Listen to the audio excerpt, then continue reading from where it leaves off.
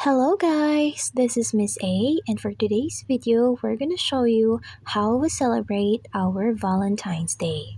So, since gipit tayo this month, so we plan to celebrate our Valentine's Day sa spring na malapit dito sa amin. And since wala nga kaming pera guys, no? So, what we did is, we make food na hindi masyadong magastos, and since may kamote kami dito, so ginawa namin siyang fries. So we made kamote fries na violet talaga yung color ng aming fries. So kahit ganyan lang naman, we're very happy, and we did put some cheese on that fries, and then tcharan! We go na. Nagbiyahe na kami. Actually, nagluto pa ako ng ulam for lunch.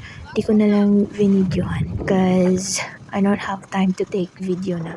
And ayan, as you can see, we're traveling already papunta doon sa spring na malapit lang naman dito sa amin.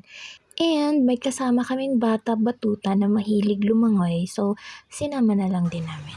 And that's the road. Medyo rocky road siya guys. Rocky road. Ice cream. So ayan na guys. So this spring actually guys is an old swimming pool. Pero hindi siya sa loob ng old swimming pool. Nasa labas siya. But the water na ginagamit sa swimming pool na yun noon is from the spring na pupuntahan namin ngayon.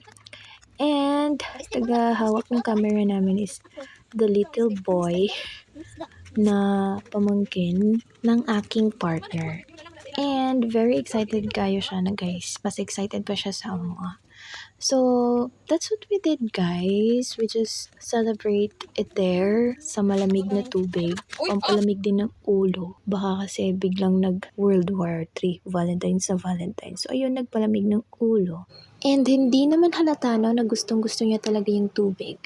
Hindi naman. And then, that's the food that we have. So, kain-kain, talking-talking.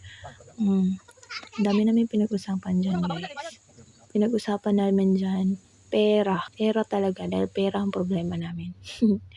So, we're very happy naman kahit ganito lang yung celebration namin ng Valentine's Day.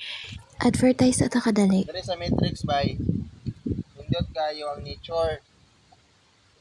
Safe and secured ang atong Matrix karon, mga kabrada.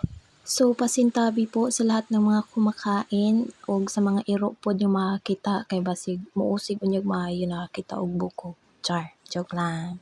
So, ayan guys, it doesn't have to be expensive naman to celebrate Valentine's Day as long as you're both happy with your partner or kung sino man yung ka-Valentine's date nyo.